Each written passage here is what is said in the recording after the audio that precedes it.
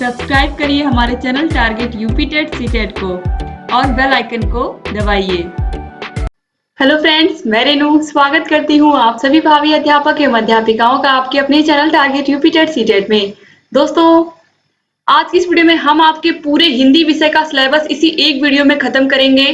दोस्तों, अगर आपने हिंदी में भी बिल्कुल तैयारी नहीं की है या आपका हिंदी में भी कोई भी टॉपिक नहीं तैयार है, तो आज की ये वीडियो पढ़ करके आपके सारे टॉपिक एकदम तैयार हो जाएंगे और हर एक पॉइंट क्लियर हो जाएगा। तो प्लीज आप लोग इस वीडियो को ध्यान से देखिएगा, शुरू से लेकर के अंत तक देखिएगा।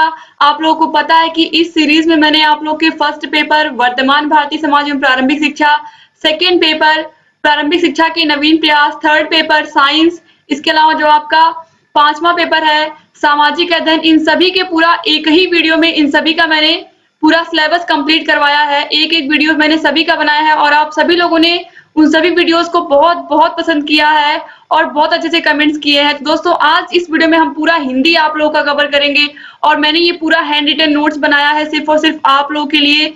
तो दोस्तों, आप लोगों से सिर्फ इतनी रिक्वेस्ट है कि मैं पूरा यहाँ पर कंप्लीट करवा दूंगी, बट आप लोगों को इस वीडियो को शेयर करना पड़ेगा अपने जितने भी फ्रेंड्स हैं आपके कॉलेज में, अपने कॉलेज के व्हाट्सएप ग्रुप में, जहां भी आप इसको शेयर कर सकते हैं अपने कॉलेज के फ्रेंड्स तक प्लीज शेयर कर दीजिएगा, ताकि जो मेरी मेहनत है वो सफल हो। अगर आप सभी तक ये वीडियोस नहीं पहुंच पाएंगे तो फिर इसको बनाने का कोई फायदा नहीं होगा। तो प्लीज दोस्तों, आप लोग शेयर कर दीजिएगा, तभी मेरी मेहनत सफल होगी।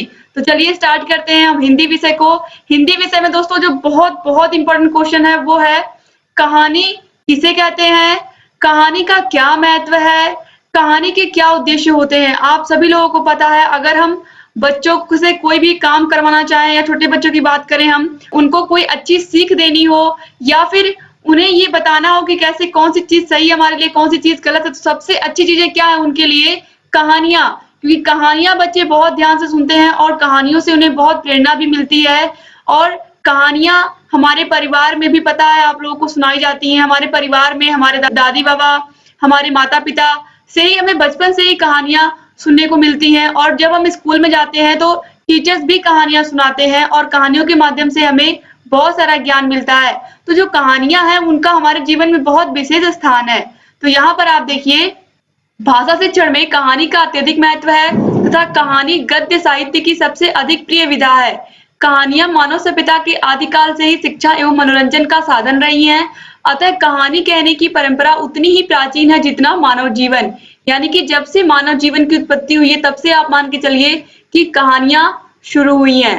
राय बर्न के अनुसार, राय बर्न ने क्या कहा है, प्रत्येक शिक्षक को यह प्रयत्न करना चाहिए कि वह अच्छा कहानी सुनाने वाला बन जाए। किसी भी निपुण शिक्षक को कोई बात इतनी सहायता नहीं करती है जितनी की कहानी सुनाने की निपुणता। क्योंकि आप खुद महसूस किया होगा, आप लोगों ने टीचिंग की है 2 सेमेस्टर की, तो आप लोगों को पता होगा कि किस तरीके से बच्चे कहानियां कितने निपुणता से या कितने अच्छे से सुनते हैं। वो लोग, अगर आप कहानी सुना रहे हैं, अगर कोई भी कहानी सिर्फ आपने कह भर दिया बच्चों से कि आज हम क्लास में कहानी सुनाने वाले हैं, सारे बच्चे एकदम शांत होकर आपको आपकी बात को ध्यान से सुनेंगे। तो इसलिए कहानियां जो है उनका विशेष स्थान है। अब कहानियां सुनाने का क्या उद्देश्य होता है या कहानियों का क्या महत्व होता है, दोनों का ही क्वेश्चन इसी में छिपा हुआ है।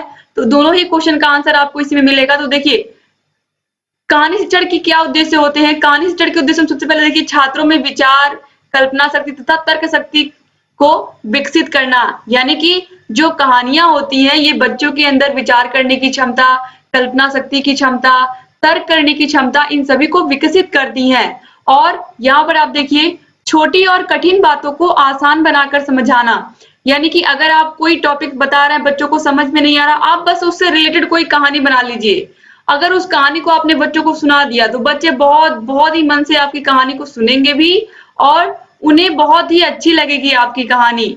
तो इस तरीके से आप कोशिश किया करिए, जितना हो सके आप कहानियों के माध्यम से बच्चों को पढ़ाने की कोशिश करें। खासकर अगर हम प्राइमरी में बात करें, प्राइमरी के बच्चों की या फिर कक्षा 1 से 5 तक की, तो कक्षा 1 से 5 तक में बच्चों को कहानियों के माध्यम से जो प्रकरण है, जो पाठ है वो बताए जाते हैं, तो बच्चों को आसानी से चीजें समझ में आती हैं। छात्रों में सामाजिकता की भावना का विकास होता है। छात्रों की साहित्य में रुचि का विकास होता है। छात्रों के चरित्र का निर्माण भी होता है कहानियों के माध्यम से। तो कहानियां कितनी महत्वपूर्ण है हमारे लिए, अब ये आपको बताने की जरूरत नहीं है। अब आपने खुद यहाँ पर इतनी सारी चीजें देख ली कि कहानियां कितनी महत्वपूर्ण है हमारे जीवन में। इसके बाद वाचन क्या होता है, भाषा को बोलकर या लिखकर अपने विचारों को प्रकट करना ही वाचन कहलाता है। वाचन दो प्रकार का होता है, सस्वर वाचन और मौन वाचन। सस्वर वाचन मतलब जो चीजें हम बोल बोल करके पढ़ते हैं वो होते हैं सस्वर वाचन। यानी कि जैसे क्लास में मान लीजिए टीचर कोई कोई चैप्टर पढ़ रहे हैं, बच्चे उसको सुन रहे हैं, ठीक है। तो ये बच्चे जब सुन रहे हैं तो फिर बच्चे सुनने के बाद क्या करेंगे, बच्चे भी टीचर का अनुसरण करेंगे। तो ये इसे हम कहते हैं सस्वर वाचन। इसके अलावा अगर एक साथ टीचर भी पढ़ रहे हैं, बच्चे भी पढ़ रहे हैं, पूरा क्लास एक साथ पढ़ रहा है, तो इसे भी हम कहेंगे सस्वर वाचन। दोस्तों, जब शिक्षक वाचन करते हैं और बच्चे सुन रहे हैं तो वो होता है आदर्श वाचन। क्या होता है, आदर्श वाचन होता है, ठीक है।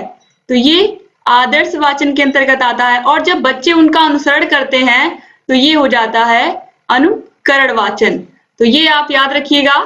क्योंकि टीचर के वाचन को आदर्श वाचन हम क्यों कहते हैं, क्योंकि टीचर को ये माना जाता है कि टीचर जो भी बच्चों को पढ़ा रहे हैं, जो भी चीजें उनको सिखा रहे हैं वो बिल्कुल शुद्ध है, वो बहुत ही बिल्कुल अच्छे से बता रहे हैं, चाहे वो मात्राएं हो, चाहे कैसे शब्दों का उच्चारण करना है, कैसे पूर्ण विराम कहाँ लगा है, कहाँ पर अल्प विराम लगा, ये सभी जानकारियां बच्चों को दे रहे हैं। तो ये होता है आदर्श वाचन। और जब बच्चे उन्हीं का अनुसरण करते हैं तो वो क्या हो जाता है, अनुकरण वाचन। इसके बाद मौन वाचन। मौन का मतलब होता है चुप रहना, आपको पता है, शांत रहना। तो मौन वाचन में क्या हो सकता है, मौन वाचन में मन में ही आप चीजों को पढ़ते हैं और समझते हुए जल्दी जल्दी आगे बढ़ते हैं। क्योंकि मौन वाचन में स्पीड बहुत तेज होती है, क्योंकि आप मन में पढ़ रहे हैं, आप बोल तो रहे नहीं है, आपकी स्पीड बहुत तेज होती है उसमें। और दूसरी सबसे महत्वपूर्ण चीज कि मौन वाचन में आप किसी को डिस्टर्ब नहीं कर रहे हो। आप कक्षा में पढ़ रहे हो, आपका बगल वाला भी पढ़ रहा है, आप भी पढ़ रहे हो, आप दोनों अलग अलग विषय भी शांति से पढ़ सकते हो, ठीक है। लेकिन अगर दोनों लोग बोल बोल कर पढ़ोगे तो ना तो आपके बगल वाला बच्चा पढ़ पाएगा, ना तो आप पढ़ पाओगे। तो इस तरीके से ये मौन वाचन होता है। तो यहाँ पर आप देखिए, आप सस्वर वाचन और मौन वाचन में अंतर क्या होता है। सस्वर वाचन बोलकर किया जाता है और मौन वाचन चुपचाप किया जाता है। इसमें यहाँ पर देखिए, सस्वर वाचन में कक्षा का वातावरण स्वरमय हो जाता है। क्यों स्वरमय, क्योंकि सभी लोग बोल रहे हैं तो क्या होगा, स्वरमय होगा। जबकि इसमें क्या होता है, कक्षा का वातावरण बिल्कुल शांतिमय होता है, क्योंकि सब लोग क्या करते हैं, मन में पढ़ रहे होते हैं। तीसरा है सस्वर वाचन में, इसे उच्चारण शुद्धि के लिए किया जाता है। यानी कि जब तक आप भाषा को बोल करके नहीं पढ़ोगे तब तक आप कैसे जानोगे कि आपका उच्चारण शुद्ध हो रहा है कि नहीं। तो सस्वर वाचन इसीलिए छोटी कक्षाओं में बच्चों को कराया जाता है, ताकि बच्चों को शुद्ध शुद्ध उच्चारण आ जाए। और इसमें विषय वस्तु का ग्रहण करने के लिए किया जाता है। यानी कि जो आप पढ़ रहे हो उसको आप ग्रहण करो, जो भी विषय आप पढ़ रहे हो उसको समझो अच्छे से। और चौथा पॉइंट है सस्वर वाचन में, यह छोटी कक्षाओं 4, 5, 6, 7, 8 में उपयोगी है। यानी कि जो सस्वर वाचन है, जो बोल करके पढ़ने वाली प्रक्रिया है, ये छोटी कक्षाओं में अपनाई जाती है, जबकि बड़ी कक्षाओं में मौन वाचन की प्रक्रिया अपनाई जाती है, जैसे कि कक्षा 9, 10, 11, 12 या इससे ऊपर की कक्षाएं। तो इसमें ये उपयोगी होती है मौन वाचन। इसके बाद है, इसमें पढ़ने व समझने की गति न्यूनतम होती है। क्यों न्यूनतम होती है, क्योंकि आप चीजों को धीरे धीरे समझते हो। टीचर एक बार बताते हैं, फिर बच्चे उसको समझते हैं, फिर बच्चे अपने अनुसार बोलते हैं। जबकि मौन वाचन में क्या होता है, इसमें आप लोग सभी लोग अपने मन में पढ़ रहे हो, तो ये तीव्र गति से होता है, जिसे हम द्रुत गति से भी वाचन करते हैं। क्योंकि द्रुत का मतलब क्या होता है, द्रुत का मतलब ये होता है तेज गति से।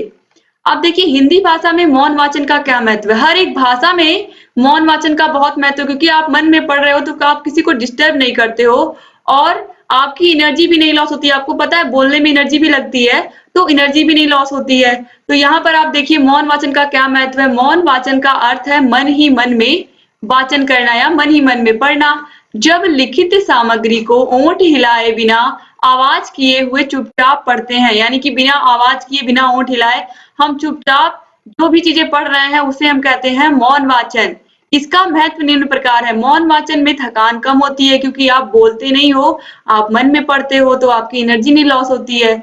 और मौन वाचन दूसरों को व्यवधान नहीं पहुंचाता। मान लीजिए आपके बगल में भी आपका भाई या आपकी कोई भाई बहन पढ़ रहे हैं, या अगर आप घर में पढ़ रहे हो तो आपके भाई बहन पढ़ रहे हैं आपके साथ, स्कूल में हो अपने क्लासमेट्स के साथ, तो अगर आप बोल बोल कर पढ़ोगे तो क्या होगा, आपके बगल वाला भी डिस्टर्ब होगा। वो पता चला वो साइंस पढ़ रहा है, आप हिस्ट्री पढ़ रहे हो, तो दोनों चीजें आपस में मिक्स हो जाए। इस तरीके से आपको क्या करना, अगर आप मौन वाचन कर रहे हो तो इससे क्या होता है कि आप किसी के पढ़ाई में, किसी चीज में व्यवधान नहीं उत्पन्न करते हो। और मौन वाचन में समय की भी क्या होती है, बचत होती है, क्योंकि आप चीजों को फास्ट पढ़ लेते हो। बोल करके पढ़ने में और मन में पढ़ने में आप देखोगे खुद बहुत अंतर होता है। क्योंकि जब आप बोल करके पढ़ते हो तो आप शब्दों पर ध्यान देते हो, साथ ही साथ आपकी एनर्जी भी खर्च होती है और जब आप मन में पढ़ते हो तो बहुत तेजी से आप पढ़ लेते हो। और चौथा है सामूहिक वाचन के लिए मौन वाचन जरूरी है। सामूहिक वाचन में मौन वाचन बहुत जरूरी है क्योंकि सब लोग अपने अपने कंटेंट पर ध्यान देते हैं तो अपना अपना पढ़ते हैं और अगर आप बोल करके पढ़ेंगे तो पूरी क्लास डिस्टर्ब हो जाएगी। तो इस तरीके से मौन वाचन का अपना एक विशेष महत्व है, तो आप इसको याद रखिएगा। इसके बाद मौखिक अभिव्यक्ति। मौखिक मतलब मुख से बोली हुई चीजें। हम कोई भी चीज करते हैं घर में, चाहे घर के बाहर, क्लास में, या हम अपने फ्रेंड्स के साथ कैसे रहते हैं, अपने परिवार वालों के साथ कैसे रहते हैं, जो चीज हमें चाहिए होती है हम बोल देते हैं, तो इसे हम क्या कहेंगे? इसे ही हम कहेंगे मौखिक अभिव्यक्ति। यानी कि जो कुछ भी हमें चाहिए होता है उससे हम मुख से बोल करके उन चीजों को करवा लेते हैं, उन चीजों को ले लेते हैं। तो मतलब हम अपनी बातों को किसी के सामने रख रहे हैं, अपने मनोभावों को किसी के सामने रख रहे हैं और दूसरों की भी मनोभावों को समझ रहे हैं, तो यही होता है मौखिक अभिव्यक्ति। मतलब मुख से बोली गई हमारी बातें या जो मुख से हमारी अभिव्यक्ति, हमारे मन की बातें हैं, वही होती है मौखिक अभिव्यक्ति। तो यहाँ पर आप देखिए मौखिक अभिव्यक्ति के माध्यम से ही बालकों के मनोभावों को समझा जा सकता है।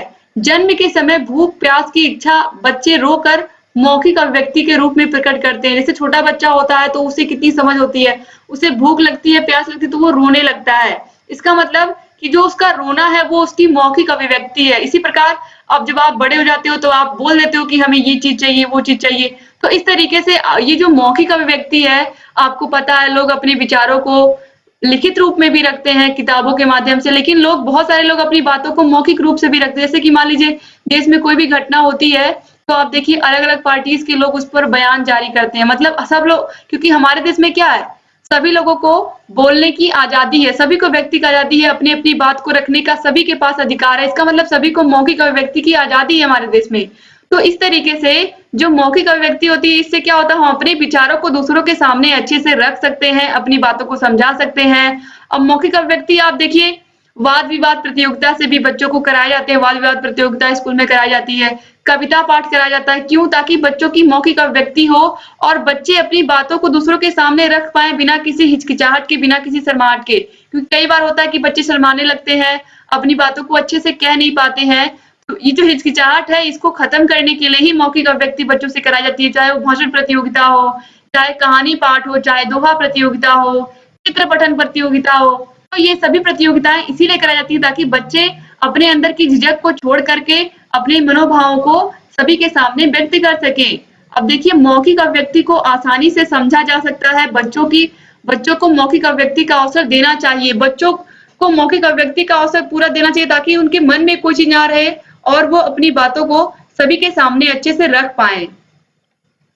तो मौखिक अभिव्यक्ति, मौन वाचन, ये सब बहुत ही महत्वपूर्ण है। आप लोगों के एग्जाम में बार बार पूछी गई है हर साल, तो इसलिए ये सब चीजें बतानी आपको बहुत जरूरी थी। अब यहाँ पर हम देखेंगे आपका समास टॉपिक। समास का अर्थ है संक्षेप। दो या दो से अधिक शब्दों को मिलाकर एक करना ही समास कहलाता है। समास के 6 भेद होते हैं। समास के 6 भेद होते हैं, ये बहुत महत्वपूर्ण है। अब आप देखिए यहाँ पर कहा गया है कि समास क्या करता है, दो या दो से अधिक शब्दों को मिला करके एक कर देता है। मतलब समास क्या करता है, छोटा कर देता है, संक्षेप कर देता है शब्दों को।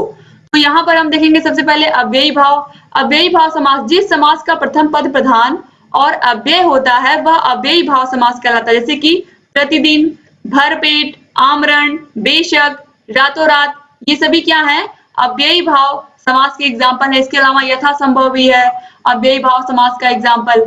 अब इसके बाद दोस्तों हम देखेंगे तत्पुरुष समास। तत्पुरुष समास में क्या होता है, जिस समास में प्रथम पद गौड़ तथा दूसरा पद प्रधान होता है वह तत्पुरुष समास कहलाता है। यानी कि प्रथम पद क्या होता है, गौड़ होता है और दूसरा पद प्रधान होता है। जैसे कि नगरवासी, सहनशील, आज्ञाकारी, त्याग पत्र, कलाकार आदि। इसके बाद द्वंद्व समास। द्वंद्व समास दोस्तों दोनों ही पद प्रधान होते हैं और द्वंद्व समास में दोनों बिल्कुल इक्वल होते हैं। जैसे कि माता पिता, इसीलिए यहाँ पर बीच में आप देखिए इस तरीके का साइन होता है, रात दिन, जीवन स्तर, इस तरीके का। ठीक है। अब इसके बाद हम देखेंगे द्विगु समास। द्विगु समास में आपको अच्छे से पता है कि इसमें पहला पद जो होता है वो संख्यावाचक होता है। मतलब कोई ना कोई संख्या बताता है, 1 2 3 4 5 6 7 8 9, इस तरीके से। तो यहाँ पर आप देखिए पंचमुखी, अष्टधातु, षटकोण, चौराहा, नवरत्न, इस तरीके से आप याद रख सकते हैं नवरात्रि, ये सभी क्या है, द्विगु समास के एग्जाम्पल है। पंचवटी, ये भी क्या है, द्विगु समास का एग्जाम्पल है, क्योंकि इसमें क्या है, इसमें संख्यावाचक शब्द आ रहे हैं। यहाँ पर देखिए पंच मतलब 5, अष्ट मतलब 8, षट मतलब 6, चौराहा मतलब 4। तो इस तरीके से आपको संख्यावाचक शब्द मिलेंगे। द्विगु समास सबसे आसान है। इसके बाद बहुब्रीहि समास, ये भी बहुत इजी है। इसमें कोई भी पद प्रधान होता ही नहीं है। बहुब्रीहि समास में कोई भी पद प्रधान नहीं होता है, ये बल्कि कोई ना कोई तीसरा अर्थ बताता है। जैसे कि नीलकंठ हम किसे कहते हैं, नीलकंठ हम किसके लिए प्रयोग करते हैं, भगवान शिव के लिए प्रयोग करते हैं। गिरधर किसके लिए प्रयोग करते हैं, भगवान कृष्ण के लिए प्रयोग करते हैं। यानी कि इसके अलावा गजानन, गज मतलब हाथी, तो यहाँ पर गजानन कौन हो जाएंगे, भगवान गणेश। लंबोदर, लंबा है उधर जिसका अर्थात गणेश। त्रिलोचन, 3 है लोचन जिसकी, यानी कि 3 आंखें किसकी आपको पता है, भगवान शंकर की। तो इस तरीके से यहाँ पर आप देखिए सभी का एक तीसरा अर्थ निकलता है। तो यहाँ पर आप देखिए कोई भी पद प्रधान नहीं होता है, बल्कि समस्त पद किसी अन्य पद का बोध कराते हैं, तो ये होता है बहुब्रीहि समास। जैसे कि चतुर्भुज किसके लिए प्रयोग होता है, भगवान ब्रह्मा के लिए प्रयोग होता है। अब इसके बाद छठवां है कर्मधारय समास। जिस समास का प्रथम पद विशेषण तथा द्वितीय पद उसी विशेषण का विशेष होता है, वह कर्मधारय समास कहलाता है। जैसे कि मृगनयनी, सूर्यमुखी, नीलकमल, तो ये सभी क्या है, कर्मधारय समास के एग्जाम्पल हैं। तो उम्मीद करती हूँ आपको समास समझ में आ गया होगा दोस्तों। अब यहाँ पर हम देखेंगे आप लोगों के ग्रामर विषय में संज्ञा, सर्वनाम, क्रिया, विशेषण, ये सभी आपके एग्जाम में बार बार हर साल पूछे गए हैं। आप किसी भी ईयर का पेपर देख लीजिए, 5 साल का पेपर मैंने सॉल्व करवाया है आप लोग के, सिर्फ हिंदी विषय का ही नहीं सभी विषयों का सॉल्व करवाया है।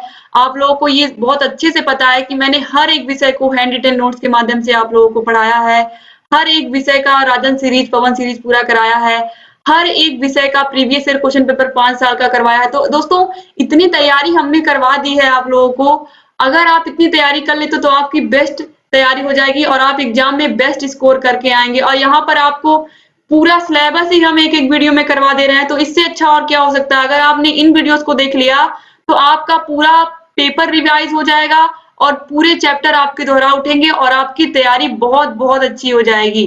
तो इसलिए मैं बार बार कह रही हूँ दोस्तों, प्लीज आप वीडियो को शेयर करना बिल्कुल ना भूलें, और वीडियो अच्छा लग रहा हो तो लाइक भी कर दीजिए। तो अब चलिए हम संज्ञा के विषय में पढ़ेंगे। संज्ञा आप बचपन से पढ़ते आ रहे हो, कुछ भी नया नहीं है इसमें।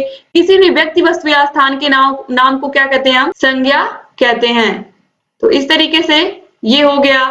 तो किसी भी व्यक्ति, वस्तु, स्थान, भाव व गुण आदि के नाम को संज्ञा कहते हैं। तो अब देखिए यहाँ पर किसी प्राणी के नाम को राम, कृष्ण, राधा, हाथी, कोयल, तोता, स्थान मैदान, ताजमहल, मुंबई, विद्यालय, घर, दिल्ली, ये सभी क्या स्थानों के नाम है। वस्तु पुस्तक, मेज, कुर्सी, खिड़की, दरवाजा, पेन, बुक, पेंसिल, ये सभी क्या है, वस्तुएं हैं। वस्तुओं के नाम को भी क्या कहते हैं, संज्ञा कहते हैं। भाव और गुण, साहस क्या है, एक हमारे अंदर का एक भावना है, एक फीलिंग है। मिठास, ये भी क्या है, एक फीलिंग है। पराक्रम क्या है, गुण है किसी व्यक्ति का। बुढ़ापा क्या है, एक फीलिंग है। बचपन क्या है, भी एक फीलिंग है। तो इस तरीके से ये सभी भाव और गुण भी क्या होते हैं, ये सभी भी संज्ञा होते हैं। अब जो संज्ञा होती है ये 5 प्रकार की होती है। व्यक्तिवाचक संज्ञा, इसके अंतर्गत हिमालय, गंगा, गोविंद, अजमेर। जातिवाचक, मनुष्य, पर्वत, बालक, घर, नगर आदि। समूहवाचक, समूह में जो चीजें होती हैं जो समूह को व्यक्त करती है, जैसे कि फौज या सेना, भीड़, परिवार, इन सभी में क्या होता है, पूरा लोगों का समूह होता है। तो जो शब्द समूह का बोध कराते हैं वो समूहवाचक संज्ञा कहलाते हैं। द्रव्यवाचक संज्ञा, जो पदार्थों का बोध कराते हैं या द्रव्यों का बोध कराते हैं, जैसे कि सोना, तेल, दाल आदि। और भाववाचक संज्ञा में आपने अभी देखा भाव और गुण, जैसे कि मिठास, सुंदरता, बचपन, साहस, पराक्रम, ये सभी क्या है, भाववाचक संज्ञाएं हैं, तो जो भाव व्यक्त करते हैं। तो इस तरीके से संज्ञा और संज्ञा के प्रकार आप बिल्कुल याद कर लीजिए, और इनके जितने भी एग्जाम्पल मैंने यहाँ पर बताए हैं, एग्जाम्पल एक भी नहीं छोड़ना है आपको, एग्जाम्पल बहुत पूछता है एग्जाम में। अब इसके बाद सर्वनाम पढ़ेंगे हम। सर्वनाम क्या होता है, चलिए सर्वनाम हम देखते हैं। जो शब्द संज्ञा शब्दों के स्थान पर प्रयोग किए जाते हैं वे सर्वनाम कहलाते हैं, जैसे कि मैं, हम, आप, तू, तुम आदि। सर्वनाम के टोटल 6 भेद होते हैं। तो सर्वनाम में सबसे पहले आप देखिए पुरुषवाचक सर्वनाम। पुरुषवाचक सर्वनाम जो होता है ये तीन प्रकार का होता है। उत्तम पुरुष में मैं, मेरा, मुझको, हम। उत्तम पुरुष का मतलब जो बोल रहा है, जो व्यक्ति बोल रहा है वो उत्तम पुरुष, जो व्यक्ति सुन रहा है वो मध्यम पुरुष, और ये दोनों जिसके बारे में बात कर रहे हैं वो होगा अन्य पुरुष। बस। तो यहाँ पर आप देखिए, उत्तम पुरुष में मैं, मेरा, मुझको, हम। मध्यम पुरुष में तू, तुम, तुम्हें, तुमको। अन्य पुरुष में वे, वह, उसे, उनका आदि आते हैं। इसके बाद निश्चयवाचक सर्वनाम है। निश्चयवाचक सर्वनाम जब आप किसी चीज के लिए बिल्कुल निश्चित हो कि यह, जैसे कि यह एक पालतू गाय है, यह अलमारी हमारी है, तो ये क्या है, बिल्कुल निश्चित है ना कि ये चीजें फिक्स हैं, तो इसीलिए ये निश्चयवाचक सर्वनाम हो गया। अनिश्चयवाचक जिसमें कोई निश्चितता ना हो, जैसे कि बाल्टी में थोड़ा पानी है, मतलब आप अनिश्चित हो कितना है। और देखो बाहर कोई आया है, कोई आया है, कौन आया है कुछ नहीं पता, तो ये अनिश्चयवाचक सर्वनाम हो गया। अब संबंधवाचक सर्वनाम, जो करेगा सो भरेगा, जिसकी लाठी उसकी भैंस, तो ये संबंधवाचक सर्वनाम के एग्जाम्पल हैं। इसके बाद प्रश्नवाचक सर्वनाम, जिसमें प्रश्न होता है, जैसे कि बाहर कौन बैठा है, यह अंगूठी किसकी है, ये प्रश्नवाचक सर्वनाम हो गया। इसके बाद निजवाचक सर्वनाम। निजवाचक सर्वनाम में आप देखिए, मैं अपना कार्य स्वयं करता हूँ, तो मैं अपना कार्य स्वयं करता हूँ। इसके बाद अपने सामान की सुरक्षा स्वयं करें, यानी कि अपना काम स्वयं करें और अपने सामान की सुरक्षा भी स्वयं करें, तो ये होता है निजवाचक सर्वनाम। इसके बाद अब हम देखेंगे क्रिया। क्रिया क्या होती है? क्रिया जिन शब्दों से किसी कार्य का करना या होना पाया जाता है उसे क्रिया कहते हैं। कर्म के आधार पर क्रिया के भेद सकर्मक क्रिया और अकर्मक क्रिया। तो यहाँ पर आप देखिए, क्रिया याद रखिएगा, कर्म के आधार पर दो प्रकार की होती है, सकर्मक क्रिया और अकर्मक क्रिया। अब हम यहाँ पर विशेषण देखेंगे। ये टॉपिक भी बहुत ही महत्वपूर्ण है आप लोगों के एग्जाम की दृष्टि से। संज्ञा एवं सर्वनाम की विशेषता बताने वाले शब्दों को क्या कहते हैं? विशेषण कहते हैं। विशेषण मुख्यतः चार प्रकार के होते हैं। गुणवाचक विशेषण, यानी कि ऐसे विशेषण जो किसी भी संज्ञा सर्वनाम का गुण बताते हैं, जैसे कि गाय का रंग काला है, उसकी फ्रॉक पीली है। तो यहाँ पर ये जो काला और पीला बताया गया है, ये किसी की विशेषता बताई गई है, तो इसीलिए ये गुणवाचक विशेषण हो गया। इसके बाद परिमाणवाचक विशेषण। परिमाण मतलब देखिए, पेन में थोड़ी इंक है, वह 4 लीटर दूध लाया, तो ये परिमाण बता रहे हैं, ये दोनों ही एग्जाम्पल, इसीलिए ये परिमाणवाचक विशेषण हो गए। अब संख्यावाचक विशेषण, उसके पास 5 रुपए हैं, तो जहां पर संख्या आती है वहां पर क्या होता है? संख्यावाचक विशेषण होता है। इसके बाद संकेतवाचक विशेषण। संकेतवाचक विशेषण का मतलब जहां पर कोई संकेत किया गया हो, जैसे कि वह मेरा भाई है, वह मेरा मतलब उंगली दिखा के बता रहा है, या वो केवल इशारे से या संकेत से बता रहा है कि वह मेरा भाई है, यह लड़की अच्छा गाती है, यह कार हमारी है, तो यहाँ पर क्या किया जा रहा है? संकेत किया जा रहा है, तो इसलिए सभी संकेतवाचक विशेषण हो गए। अब हम देखेंगे लिंग। शब्द का वह रूप जिससे किसी पुरुष या स्त्री जाति के होने का बोध होता है उसे लिंग कहते हैं, जैसे कि पुल्लिंग और स्त्रीलिंग। क्योंकि लिंग कितने प्रकार के होते हैं हिंदी में आपको पता है, आपको सिर्फ 2 ही प्रकार के होते हैं। लिंग 2 प्रकार के, वचन 2 प्रकार का, एक वचन और बहुवचन। याद रखिएगा, आपको हिंदी में लिंग 2 ही प्रकार के होते हैं, पुल्लिंग और स्त्रीलिंग। तो चलिए देखते हैं कौन कौन से शब्द पुल्लिंग होते हैं, कौन कौन से शब्द स्त्रीलिंग होते हैं। तो पुल्लिंग शब्दों में राज्यों के नाम, जैसे कि बिहार, गुजरात, दिल्ली, गोवा, उत्तर प्रदेश, पश्चिम बंगाल, ये सभी क्या है? ये सभी राज्यों के नाम है, तो ये सभी पुल्लिंग होंगे। नगरों के नाम, यानी कि आगरा, नैनीताल, हरिद्वार, इसके अलावा मुंबई, नासिक, पूना, कलकत्ता, ये सभी क्या है? नगरों के नाम है, ये सभी पुल्लिंग शब्द हो जाएंगे। देशों के नाम, जितने भी देश हैं विश्व में सभी के सभी क्या होंगे? सभी पुल्लिंग होंगे, चाहे वो भारत, चीन, नेपाल, श्रीलंका, म्यांमार, पाकिस्तान, सभी क्या होंगे? देशों के नाम जितने भी हैं सब पुल्लिंग में आएंगे। सागरों के नाम, अरब सागर, हिंद महासागर, प्रशांत महासागर, ये सभी पुल्लिंग होंगे। महीनों के नाम, यानी कि जनवरी, फरवरी, मार्च, अप्रैल, मई, जून, ये सभी क्या होंगे? पुल्लिंग होंगे। पहाड़ों के नाम, हिमालय, सतपुड़ा, विंध्याचल, ये सभी क्या होंगे? पुल्लिंग होंगे। दिनों के नाम, सोमवार, मंगलवार, रविवार, ये सभी क्या है? ये सभी पुल्लिंग हो जाएंगे। ग्रहों के नाम, बुध, शुक्र, मंगल, पृथ्वी, बृहस्पति, शनि, ये सभी क्या हो जाएंगे? पुल्लिंग हो जाएंगे। महाद्वीपों के नाम, एशिया, यूरोप, अफ्रीका, दक्षिण अमेरिका, उत्तरी अमेरिका, ऑस्ट्रेलिया महाद्वीप, ये सभी क्या हो जाएंगे? पुल्लिंग शब्द हो जाएंगे। तो ये सभी पुल्लिंग है, इनको आप याद रखिएगा। इसके बाद स्त्रीलिंग शब्द कौन कौन से हैं? स्त्रीलिंग शब्दों में तिथियों के नाम, एकादशी, अमावस्या, त्रयोदशी ये सभी स्त्रीलिंग में होंगे। लिपियों के नाम देवनागरी लिपि, अरबी, फारसी, गुरमुखी ये सभी हो जाएंगे स्त्रीलिंग। नदियों के नाम गंगा, यमुना, कावेरी ये सभी हो जाएंगे स्त्रीलिंग। झीलों के नाम चिल्का, नैनी, बुलर झील ये सभी स्त्रीलिंग हो जाएंगे। नक्षत्रों के नाम भद्रा, रोहिणी, चित्रा ये सभी स्त्रीलिंग हो जाएंगे। खेलों के नाम में हॉकी, फुटबॉल, कबड्डी ये सभी स्त्रीलिंग हो जाएंगे। इसके बाद काल आता है दोस्तों। काल कितने प्रकार के होते हैं आपको पता है। काल 3 प्रकार के होते हैं, वर्तमान काल, भूतकाल और भविष्य काल। वर्तमान काल 3 प्रकार का होता है, भूतकाल 6 प्रकार का होता है, भविष्य काल 3 प्रकार का होता है। एग्जाम में इतना ही पूछा है कि काल कितने प्रकार के होते हैं, तो काल 3 प्रकार के होते हैं, बस आपको यही याद रखना है। इसके बाद उपसर्ग और प्रत्यय मोस्ट इंपॉर्टेंट टॉपिक है। एग्जाम में ऐसा कभी नहीं हुआ है कि ना पूछा गया हो, तो इसलिए आपको इसको बिल्कुल रेडी रखना है। तो चलिए स्टार्ट करते हैं हम। उपसर्ग आगे, प्रत्यय पीछे। जैसा कि मैंने ऑलरेडी आप लोगों को क्लासेस में बताया भी है कि उपसर्ग आगे लगता है, प्रत्यय पीछे लगता है। तो उपसर्ग वे शब्दांश अथवा अक्षर जो किसी शब्द के आगे जुड़कर उसके अर्थ में परिवर्तन कर दे, उपसर्ग कहलाता है। उपसर्ग शब्द के आगे लगता है। वे शब्दांश होते हैं जो किसी भी शब्द के आगे लग करके उसके अर्थ में परिवर्तन कर देते हैं या उसका अर्थ बदल देते हैं, तो वे उपसर्ग कहलाते हैं। जैसे कि मर में जब आ लगा तो ये अमर हो गया, और यहाँ पर विश्वास में आ लगा तो अविश्वास हो गया। इसी प्रकार अति उपसर्ग से कौन कौन से शब्द बने हैं, अतिक्रमण, अतिवृष्ट, अधिकार। अनु से अनुकरण, अनुक्रम, अनुगमन। अधि से अधिकार, अधिराज, अध्यक्ष। दुर से दुर्जन, दुराचार, दुरुपयोग। र के नीचे हलंत है, ध्यान दीजिएगा दोस्तों। प्रति में प्रतिमास, प्रतिनिधि। सम में सम, संस्कार, सम्मान। सम उपसर्ग भी कई बार पूछा गया है, दुर भी पूछा गया है, अधि भी पूछा गया है, अति भी पूछा गया। बहुत ही महत्वपूर्ण है ये सभी। और ये प्र भी बार बार पूछा गया। प्र से प्रमुख, प्रकोप, प्रवाद, प्रख्यात, याद रखिएगा आप लोग। इसके बाद प्रत्यय। प्रत्यय पीछे लगते हैं। प्रत्यय वे शब्दांश होते हैं जो किसी शब्द के बाद में जुड़कर उसके अर्थ में परिवर्तन कर देते हैं। जैसे कि आई प्रत्यय में भलाई, पढ़ाई, भराई। वट में बनावट, लिखावट, सजावट।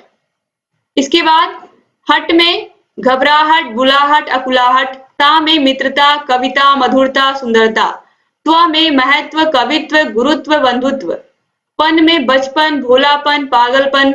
इसी प्रकार अगर धन में वान प्रत्यय रहेगा तो क्या हो जाएगा, धनवान हो जाएगा। तो ये आप याद रखिएगा, ये सब बहुत ही महत्वपूर्ण है।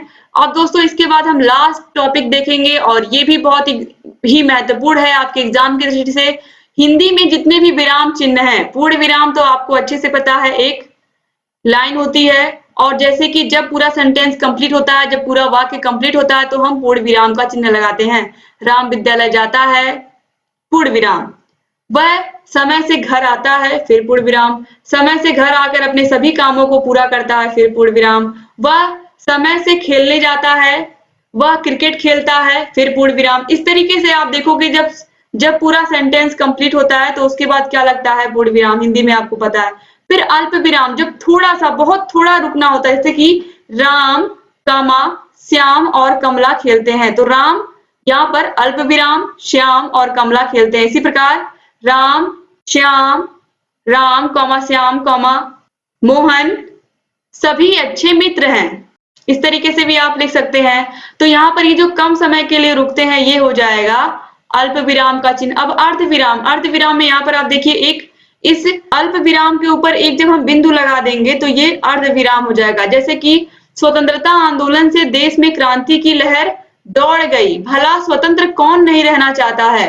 तो यहाँ पर आप देखिए स्वतंत्रता आंदोलन से देश में क्रांति की लहर दौड़ गई, यहाँ पर अर्ध विराम लगा है। इसके बाद भला स्वतंत्र कौन नहीं रहना चाहता है, फिर पूर्ण विराम। प्रश्नवाचक चिन्ह तो आपको बताने की जरूरत नहीं है। जहां पर भी आपका कब, क्यों, कैसे क्वेश्चन आएगा वहां पर क्या हो जाएगा, प्रश्नवाचक चिन्ह हो जाएगा। तुम स्कूल कब जाओगे, क्वेश्चन मार्क। इसके बाद विस्मयादिबोधक चिन्ह, जहां पर बहुत ही हर्ष, बहुत ही खुशी, बहुत ही दुख का बोध होता है जिन भी वाक्यों में, वहां पर विस्मयादिबोधक चिन्ह का प्रयोग होता है। जैसे अरे तुम कब आए, जहां पर आश्चर्य हो, हर्ष हो, खुशी हो, दुख हो, वहां पर विस्मयादिबोधक चिन्ह का प्रयोग होता है। इसके बाद योजक चिन्ह। योजक चिन्ह रात, दिन, आजकल, माता पिता, ये जो बीच में लगा हुआ चिन्ह इसे योजक चिन्ह कहते हैं, याद रखिएगा आप लोग। इसके बाद लाघव चिन्ह। लाघव चिन्ह जैसे कि यहाँ पर आप देखिए, अगर उत्तर प्रदेश को हमें छोटा करना है तो हम क्या करेंगे, उ लिख करके ये लाघव चिन्ह लगा देंगे, फिर प्र लिख करके ये लाघव चिन्ह लगा देंगे। तो ये उ प्र, इस प्रकार डॉक्टर को भी हम इस तरीके से लिख सकते हैं, इंजीनियर को भी इस तरह लिख सकते हैं। इसके बाद उद्धरण चिन्ह है। उद्धरण चिन्ह आप यहाँ पर देखिए, ये दो प्रकार का होता है। उद्धरण चिन्ह में इकहरा उद्धरण चिन्ह, जैसे कि यहाँ पर आप देखिए सिंगल इन्वर्टेड कॉमा, जिसे हम इंग्लिश में बोलते हैं। यह हमारी पाठ्य पुस्तक कलरव से लिया गया है, यानी कि कलरव जो किताब है ये महत्वपूर्ण है, तो इसे हमने क्या किया, इसे हमने इकहरा उद्धरण चिन्ह में रखा। इसके बाद दोहरा उद्धरण चिन्ह आपको अच्छे से पता है, जब किसी के द्वारा कहा गया कोई वाक्य होता है, कोई सेंटेंस हम ज्यों का त्यों उतारते हैं, तो उसे हम किस में रखते हैं, उसे हम डबल इन्वर्टेड कॉमा में रखते हैं या दोहरा उद्धरण चिन्ह में रखते हैं। जैसे कि महात्मा गांधी ने कहा था अहिंसा परमो धर्मा, जैसे कि तिलक जी ने कहा था कि स्वराज हमारा जन्म सिद्ध अधिकार है, तो स्वराज हमारा जन्म सिद्ध अधिकार ये किस में रहेगा, डबल इन्वर्टेड कॉमा में, दोहरा उद्धरण चिन्ह में रहेगा। तो अगर आपने इतना पढ़ लिया, इतना मैंने यहाँ पर आपको हिंदी में पढ़ाया है, तो आपको हिंदी विषय में बहुत अच्छे नंबर लाने से कोई भी रोक नहीं सकता है। और आप लोग की तैयारी इतनी अच्छे से मैं करवा दे रही हूँ, हर एक विषय को दोस्तों मैंने ऑलरेडी इतने अच्छे से आप लोगों के लिए ही ये पूरा लिखा है, ताकि आप लोगों की जो तैयारी है वो हिंदी विषय की बहुत बहुत अच्छी हो जाए और आप लोग हिंदी विषय में बहुत अच्छे नंबर लाओ। उम्मीद करती हूँ कि आप इस वीडियो को शेयर जरूर करेंगे अपने कॉलेज के ग्रुप में, अपने फ्रेंड्स के पास, ताकि जो मेरी मेहनत है वो सभी प्रशिक्षुओं तक पहुंचे। क्योंकि मैंने दोस्तों आप लोग के लिए ही समय निकाला है। आप लोग, चूंकि आप लोगों को अच्छे से पता है कि मैं खुद एक प्राइमरी टीचर हूँ, मेरे पास इतना समय नहीं होता है कि स्कूल भी जाना होता है, और आप लोग के लिए ये पूरा लिख करके बनाना दोस्तों इतना आसान नहीं होता है। लेकिन फिर भी मैं कोशिश कर रही हूँ कि आप लोगों का एग्जाम बहुत ही नजदीक है, तो मैं कोशिश कर रही हूँ कि आप लोगों को बेस्ट से बेस्ट कंटेंट दिया जाए, कैसे आप लोग एग्जाम में अच्छे नंबर लाए, इसके लिए मैं पूरी कोशिश कर रही हूँ। तो प्लीज आप लोग भी वीडियो को शेयर करना ना भूला करें, ताकि आप लोगों की तैयारी अच्छी हो सके और आप लोग एग्जाम में अच्छा स्कोर कर सके। इसीलिए मैं आप लोगों को इतनी मेहनत से पढ़ा रही हूँ दोस्तों, हर एक विषय को इस तरीके से तैयार करवा रही हूँ कि आप लोग जल्द से जल्द डीएलएड कंप्लीट करें, UP TET super TET pass करके जल्द से जल्द आप लोग भी शिक्षक बने और आप लोग भी प्राइमरी विद्यालय में जल्दी ही आए। तो इसलिए आप लोग प्लीज वीडियो को शेयर करना ना भूलिए। वीडियो अच्छा लगा तो प्लीज वीडियो को लाइक भी कर दीजिए और अपने अच्छे से प्यारे प्यारे कमेंट्स ऐसे ही करते रहा करिए। आप लोग के हर एक विषय को मैं कंप्लीट कराऊंगी। आपके इंग्लिश विषय का भी वीडियो जल्दी लेकर के मैं आ रही हूँ, क्योंकि इंग्लिश की भी डिमांड आप लोग कर रहे हैं। हिंदी का तो आज मैंने पूरा कर दिया और सभी विषय इस तरीके से मैंने कंप्लीट कर दिए। अब आप लोग सभी विषयों को अच्छे से पढ़ सकते हो और समझ सकते हो, और लगातार हर एक विषय को अच्छा बनाने का मेरा पूरा प्रयास है। एक बार फिर मैं आपको याद दिला दूं कि मैंने आपके फर्स्ट पेपर, सेकेंड पेपर, यानी कि वर्तमान भारतीय समाज में प्रारंभिक शिक्षा के नवीन प्रयास, विज्ञान विषय, सामाजिक विज्ञान विषय, सभी का पूरे सिलेबस का एक ही वीडियो बनाया है। हर एक विषय का आप देख सकते हो और पढ़ सकते हो। जिस तरह मैंने यहाँ पर हिंदी का पढ़ाया है, ऐसे ही आपके सभी विषयों का पढ़ा दिया है। हर विषय को आप देखिए और आपको जहाँ कहीं भी कोई भी दिक्कत है आप हमसे पूछिए। और दोस्तों आप लोगों को सभी विषयों की लिंक डिस्क्रिप्शन बॉक्स और कमेंट बॉक्स में मैं दे देती हूँ। एग्जाम में कॉपी कैसे लिखना है, कॉपी कैसे लिखे, इस वीडियो को अगर आपने नहीं देखा हमारे चैनल पे तो प्लीज देख लीजिए। मैंने बहुत बहुत अच्छे से लिखा है और 1.5 लाख से ऊपर प्रशिक्षुओं ने उस वीडियो को देख लिया है और बहुत सारे प्रशिक्षु देख भी रहे हैं, अच्छे अच्छे कमेंट्स भी कर रहे हैं। तो प्लीज अगर आपने नहीं देखा तो एग्जाम देने से पहले आप लोग उस वीडियो को एक बार जरूर देख लीजिएगा। निश्चित रूप से आपको एग्जाम में फायदा मिलेगा दोस्तों, क्योंकि ये एक आजमाई हुई ट्रिक है और बहुत ही अच्छे से अगर आप इस तरीके से लिख करके आते हैं जैसा मैंने बताया है, निश्चित रूप से आप लोग खुद देखोगे कि आपको आपके एग्जाम में बहुत अच्छे मार्क्स मिले हैं। तो बस ऐसे ही बने रहिए और सभी वीडियोस को देखते रहिए और आपको जहाँ कहीं भी कोई भी समस्या है हमसे पूछते रहिए। बाकी आपको लगातार मैं गाइड करती रहूंगी एग्जाम के लास्ट डे तक, ताकि आप लोग सभी विषयों को अच्छे से कर लें और सभी विषयों की तैयारी भी अच्छे से कर लें। तो एक बार फिर से आप सभी लोगों का बहुत बहुत धन्यवाद दोस्तों। उम्मीद करती हूँ ऐसे ही आप बने रहेंगे हमारे चैनल के साथ, और जितना भी मैंने पढ़ाया है आप लोग के सभी विषयों का हैंड रिटेन नोट्स, सभी विषयों के राजन सीरीज, पवन सीरीज, सभी विषयों के प्रीवियस ईयर क्वेश्चन पेपर आप सभी को दोहरा रहे होंगे और सभी को पढ़ रहे होंगे। अगर आपने इतना कर लिया तो आप बहुत बहुत अच्छा नंबर अपने एग्जाम में लेकर के आएंगे। यहाँ पर आपको आई बटन मिल जाएगा, आई बटन पर आप जैसे ही क्लिक करोगे, अब तक हमने जितनी भी वीडियोस बनाई हैं आपको सभी विषयों की लिंक मिल जाएगी और हर एक विषय के हर एक वीडियो को आप कभी भी कहीं भी देख सकते हैं।